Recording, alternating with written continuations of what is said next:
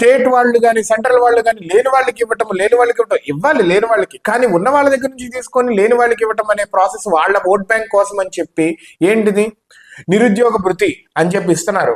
ఎవరికి ఇస్తున్నారు?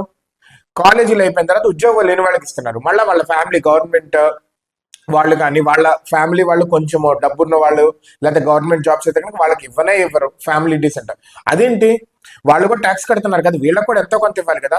నెదర్లాండ్స్ ఇలాంటి చాలా కంట్రీస్ లో కొంచెం ఇస్తారు. నాకు తెలిసినంత వరకు అయితే ట్యాక్స్ ఎక్కువ కట్టించుకుంటారు అక్కడ. 40% 50% కూడా ఉన్నట్టుంది. 48% 45% ట్యాక్స్, బట్ ఇది ఇస్తారు. హాస్పిటల్స్ ఫ్రీ ఉండవు. గవర్నమెంట్ హాస్పిటల్స్కి వెళ్తే పరిస్థితి ఏంటో తెలియని పరిస్థితి మనకి ఇక్కడ. హాస్పిటల్స్ ఫ్రీ ఉండి అన్ని కొనుక్కోవాలి, అన్ని కార్పొరేటైజేషన్ అయిపోయింది. గవర్నమెంట్ సర్వీసెస్ అంటే ద వర్స్ట్ అన్నట్టు అనమాట. ఇక చావాలనుకుంటేనే వెళ్ళాలి అన్న ఆలోచన వచ్చేసింది.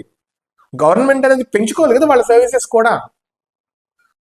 ట్యాక్స్ అనేది ఇంతలా కట్టించుకున్నప్పుడు, ఇంత టెన్షన్ గా కట్టించుకున్నప్పుడు, ఇంత స్ట్రిక్ట్ చేసినప్పుడు you should give the services right.